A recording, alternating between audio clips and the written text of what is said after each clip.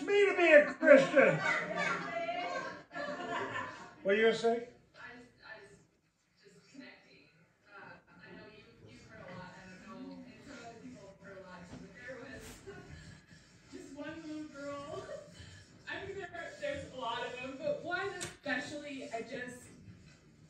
I think I began to see it more and more, the spirit of suicide on this little girl.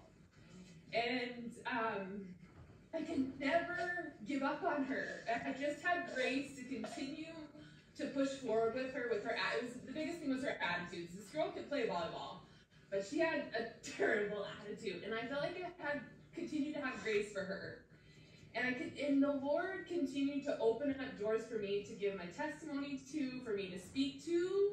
And what like you're talking about the presence. Yep. One day I told her, I said, you just come and you have fun here. This is a place for you to come and let go of everything else that's going on in your life and have fun. Because it's like the weight of the world is on her shoulders. You know, a 13-year-old.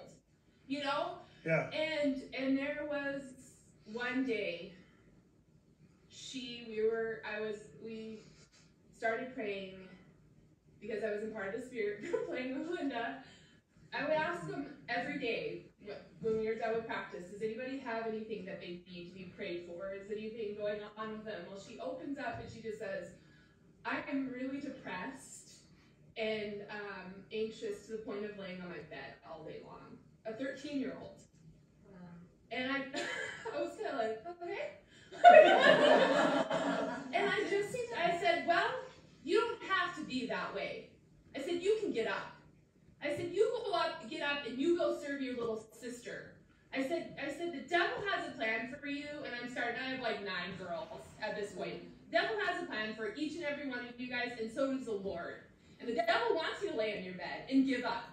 But God has a destiny for your life, and it's not to lay there. I just started speaking to all the girls.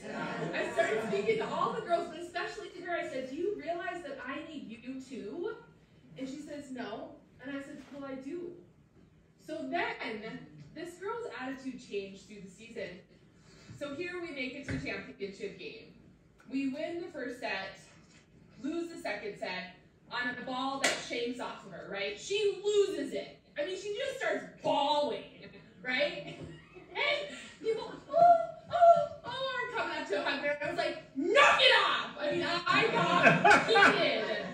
I was like, you stop right now. I said, we do not lose or win on one person. And that girl, she came right out of it. That's it.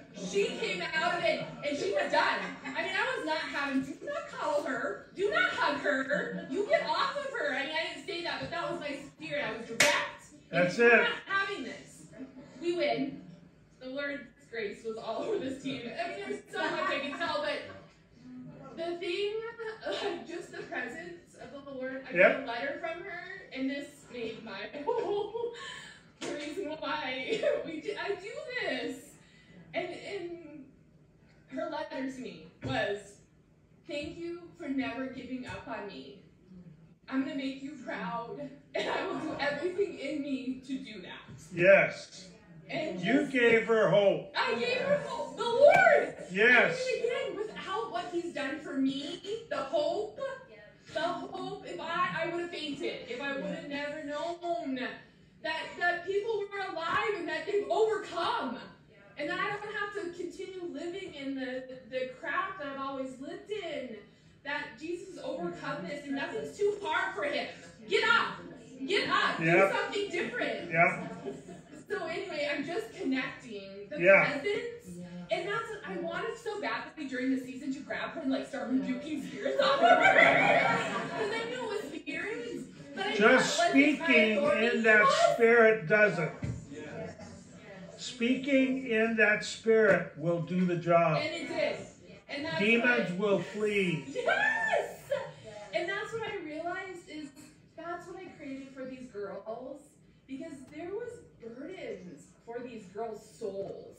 I felt coaching them, you know? And it was like, I realized like the stupid carnal volleyball game, you know, but it's like so much more. And as long as these parents will let me sow into these girls' lives, I feel like there's there's grace. Yeah, For there the is. coach. There is. And we'll see how long that Yeah. happens. But anyway, it was. You know, yesterday, wait. This boundary's gonna die. And I felt the presence of the Lord on this every time I share it. I've shared it with several of the women. And it's got us all. And it's the key to life. Because we all grew up with persecuting parents that were persecuting each other, persecuting the children. So look what Paul said on the road to Emmaus when Jesus came and he killed thousands of Christians. He looks, when Jesus appeared, he said, Paul, Paul, why are you killing me? Why are you persecuting me? That's where the devil's at too. Yeah, exactly. Don't persecute his children. Yeah. So yesterday I went for my semi-annual VA checkup.